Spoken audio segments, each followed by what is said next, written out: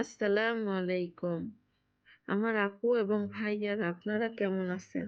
আল্লাহর রহমতে সবাই ভালো আছেন। আমিও আল্লাহর রহমতে অনেক অনেক ভালো আছি। আজকে একটা নতুন রেসিপি নিয়ে আপনাদের মাঝে এলাম।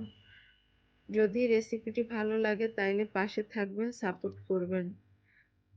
বাজার থেকে অনেকগুলো গরুর গোশত আনলে অনেক সময় হাড় দিয়ে দেয়। ওই হাড়গুলো যদি একটু জমায়ে রাইখা তারপর আলাদা করে একটু রান্না করা যায় তাইলে কিন্তু অনেকটা মজা হয়। আর আজকে আমি সেই রকমই একটা রান্না আপনাদের মাঝে শেয়ার করব। আমি হাড় দিয়ে পাতাকপি দিয়ে রান্না করব। খুব মজা হয় এই রান্নাটা। ১ম এ আমি পেঁয়াজ, তারপরে হচ্ছে আদা রসুন, তারপরে হলুদ মরিচ, গরম মসলা আর হইছে লবণ আর তেল দিয়া ভালো করে মেখে নিলাম।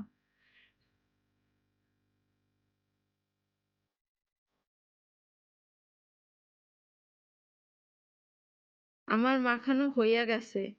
এখন আমি ০.৫ ঘন্টা রেস্টে রাইখা ওইটা আর আপনাগুলোকে শেয়ার করলাম না। এখন আমি চুলার মধ্যে দিয়ে দিলাম কড়াইটা।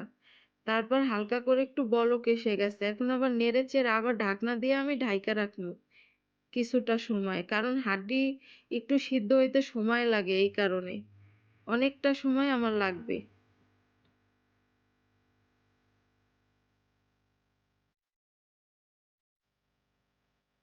আবার আমি ঢাকনাটা উড়াইয়া আবার নেড়ে দিলাম।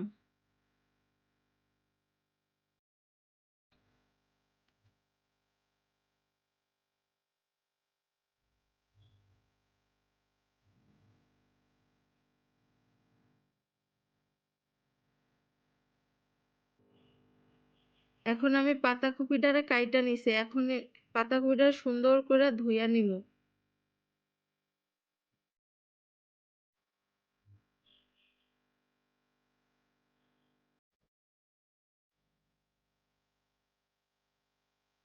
পাতাকপির সবজিটা অনেকভাবে খাওয়া যায়। যেমন ভাজি করে খাওয়া যায়, চিংড়ি মাছ দিয়ে রান্না কইরা খাওয়া যায়, আবার এরকম গরুর গোশতের সাথে খাওয়া যায়, মুরগির গোশতের সাথে খাওয়া যায়।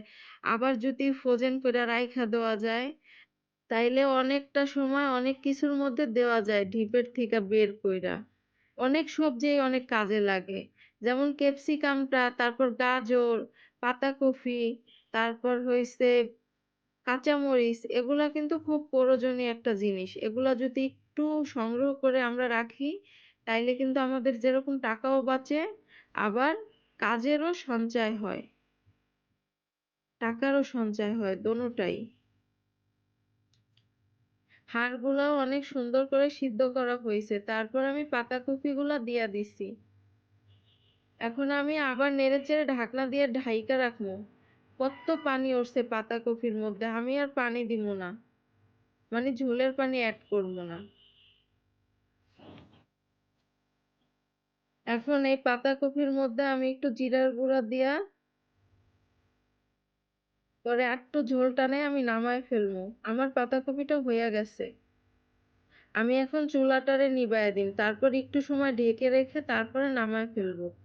আর এই মুহূর্তে যারা যারা আমার ভিডিওটা দেখছেন, এই পর্যন্ত আসছেন, যদি একটা লাইক দিতে ভুলে গিয়ে থাকেন তাইলে একটা লাইক দিয়ে আমার ভিডিওটা দেখবেন।